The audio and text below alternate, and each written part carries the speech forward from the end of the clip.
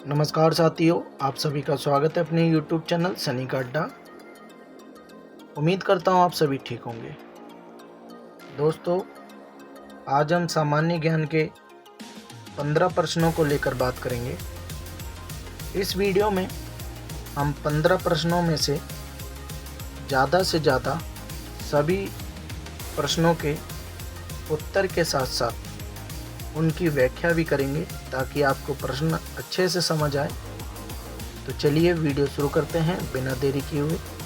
आप इस वीडियो का अंत तक ज़रूर देखिएगा, आपको ये वीडियो ज़रूर अच्छा लगेगा।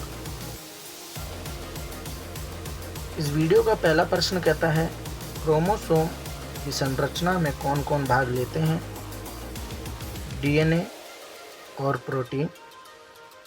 तो आइए इन दोनों के बारे में जान लेते हैं। डीएनए और प्रोटीन दोनों ही जीव विज्ञान के महत्वपूर्ण घटक हैं। सबसे पहले हम बात करेंगे डीएनए को लेकर। डीएनए एक प्रकार का जैविक अणु है जो सभी जीवित प्राणियों में पाया जाता है। ये आनुवंशिक जानकारी को एक पीढ़ी से दूसरी पीढ़ी तक पहुंचाने का कार्य करता है। साथ ही हम देखते हैं प्रोटीन अमीनो एसिड की लंबी श्रृंखलाओं से बने होते हैं और ये शरीर के विभिन्न कार्यों के लिए आवश्यक होते हैं। प्रोटीन का निर्माण डीएनए में मौजूद जीन के निर्देशों के अनुसार होता है। अगला प्रश्न देखते हैं। अगला प्रश्न कहता है, अनुच्छेद 17 किस विषय से संबंधित है? तो ये अस्पृश्यता का अंत करता है, मतलब छुआछूत। इसको हम और अच्छे से समझते हैं। संविधान में इस प्रावधान को शामिल करना संविधान द्वारा इस कुप्रथा के उन्मूलन की दिशा में दिए गए महत्व को दर्शाता है। कानून के समक्ष समानता की दृष्टि से भी अनुच्छेद 17 एक महत्वपूर्ण प्रावधान है। अनुच्छेद 14 ये सामाजिक न्याय और मनुष्य की गरिमा की गारंटी देता है। दो विशेष अधिकार जिन्हें सदियों से भारतीय समाज के एक बड़े वर्ग को एक साथ वंचित रखा गया था। आइए दोस्तों, अगले प्रश्न को देख लेते हैं। 1 किलोग्राम भार के बराबर कितना न्यूटन होता है? तो इसका सही उत्तर है 9.8 न्यूटन। सामान्य अर्थ में भार और द्रव्यमान के अर्थ में प्रयोग किया जाता है, किंतु विज्ञान में दोनों में अंतर है। भार और द्रव्यमान दोनों भौतिक राशियां हैं।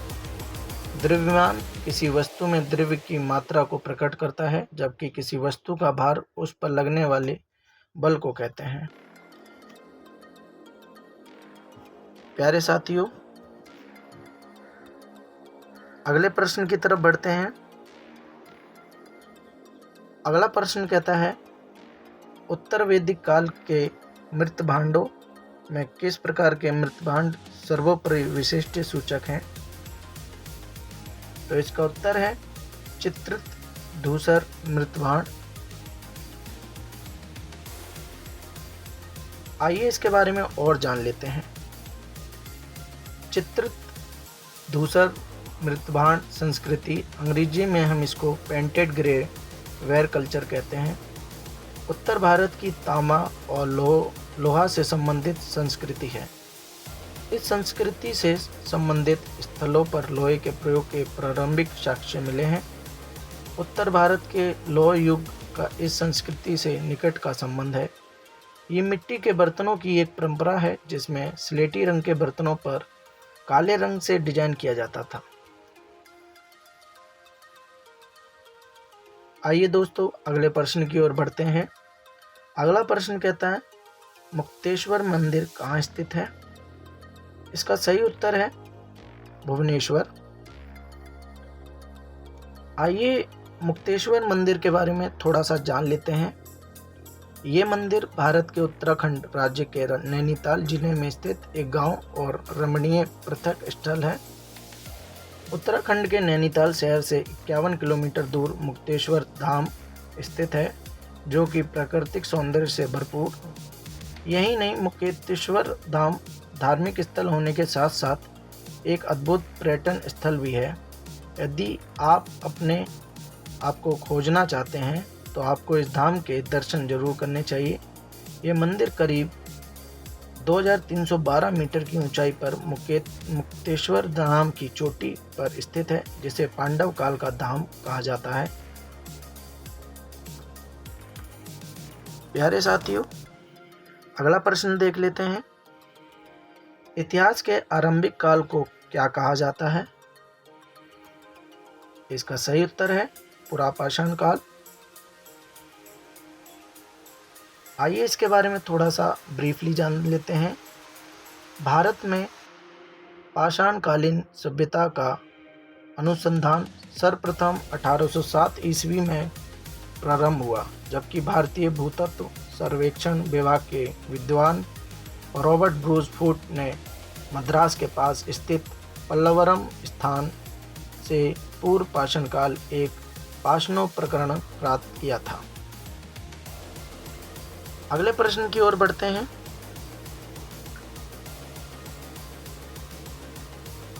अगला प्रश्न कहता है, किस काल में पत्थर के औजार सबसे पहले पाए गए थे? तो इसका सही विकल्प है पुरापाषाण काल। हमने पुरापाषाण काल के बारे में थोड़ा सा ऊपर जान लिया था। आने वाली अगली वीडियो में हम इसे और विस्तार से देखेंगे। अगले प्रश्न की ओर बढ़ते हैं। कौन सी सभ्यता अपने नगर नियोजन के लिए प्रसिद्ध है? तो वह है सिंधु घाटी सभ्यता।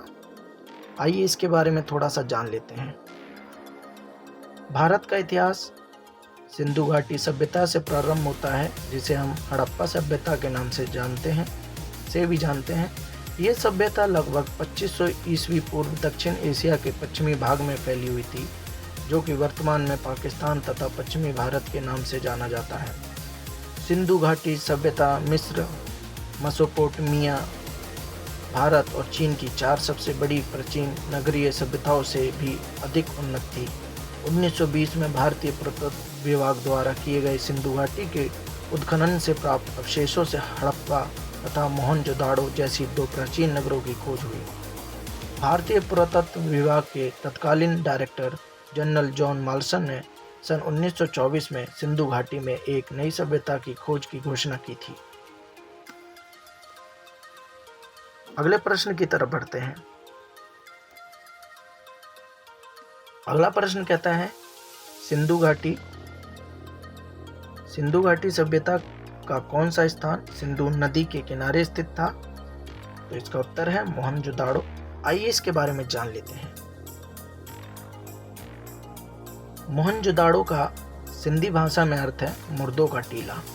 ये दुनिया का सबसे पुराना, नियोजित और उत्कृष्ट शहर माना जाता है। ये सिंधु घाटी सभ्यता का सबसे परिपक्व शहर है। ये नगर अवशेष सिंधु नदी के किनारे सक्कर जिले में स्थित है। मोहनजोदाड़ो शब्द का सही उच्चारण है मोहनजोदड़ो। इसकी खोज राखालन दास बनर्जी ने 1921 ईस्वी में की थी। इसी मोहनजोदाड़ो से हमने 2 संबंधित प्रश्न और रखे हैं नीचे, आइए देख लेते हैं। मोहनजोदाड़ो का स्थानीय नाम क्या था? मृतकों का टीला। विशाल स्नानघर कहाँ मिला था? मोहनजोदाड़ो में मिला था।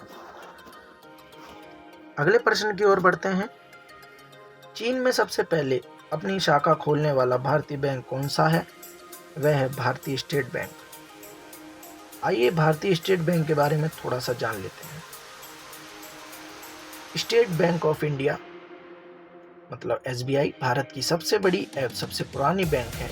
2 जून 1806 को कलकत्ता में बैंक ऑफ कोलकाता की स्थापना हुई थी। 3 वर्षों के पश्चात इसको चार्टर मिला था। इसका पूर्ण गठन बैंक ऑफ बंगाल के रूप में 2 जनवरी 1809 को हुआ। ये अपने तरह का अनोखा बैंक था, जो साझा स्टॉक पर ब्रिटिश भारत तथा बंगाल सरकार द्वारा चलाया जाता था। उम्मीद करता हूँ आपको ये वीडियो अच्छा लग रहा होगा। अगर वीडियो अच्छा लग रहा है तो इसे शेयर करना ना भूलें। अगले प्रश्न की ओर बढ़ते हैं। उत्तर गुप्त युग में जो विश्वविद्यालय प्रसिद्ध हो गया था वह है नालंदा। नालंदा के ऊपर कभी विस्तार से बात करेंगे, अभी हम इसको जान लेते हैं कुछ ही पंक्तियों में। नालंदा प्राचीन भारत में उच्च शिक्षा का सर्वाधिक महत्वपूर्ण और विख्यात केंद्र था।